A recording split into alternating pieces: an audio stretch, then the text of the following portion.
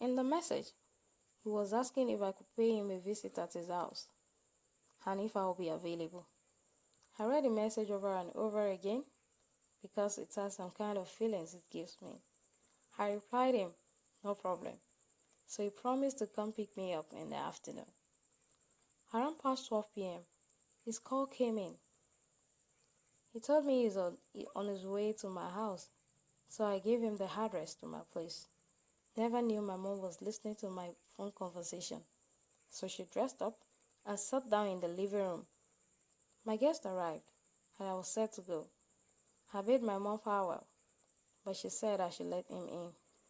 I told her he is only a friend, but she replied, I never said he is not a friend. I went outside and invited Mayowa in.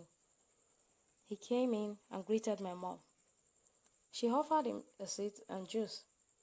She asked about his name. He replied, Mayowa Ojo. My mom looked at me and I knew what she meant at that time, but I never said anything.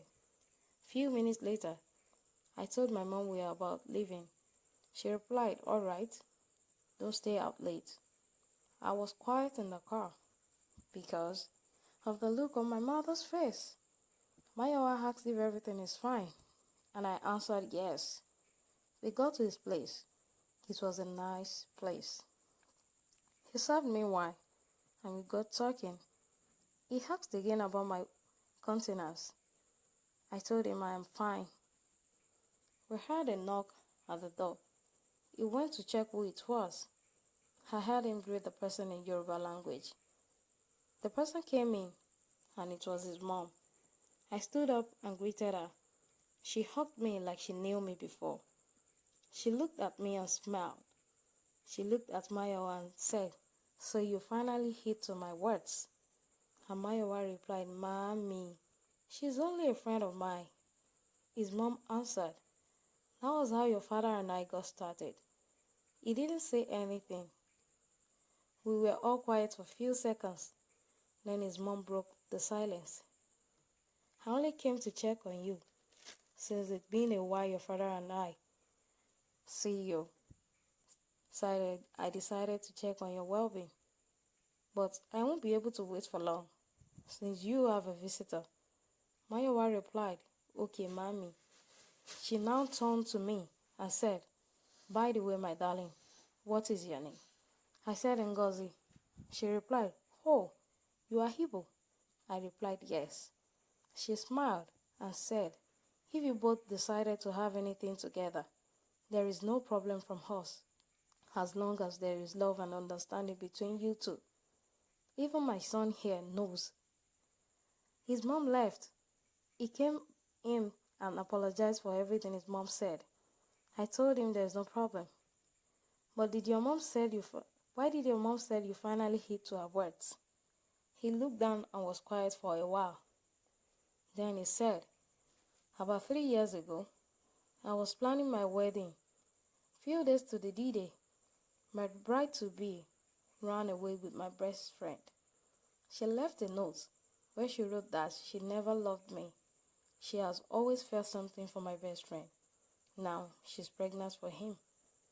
I nearly ran mad. I was depressed. I could feel the sadness in his voice. I felt bad for him.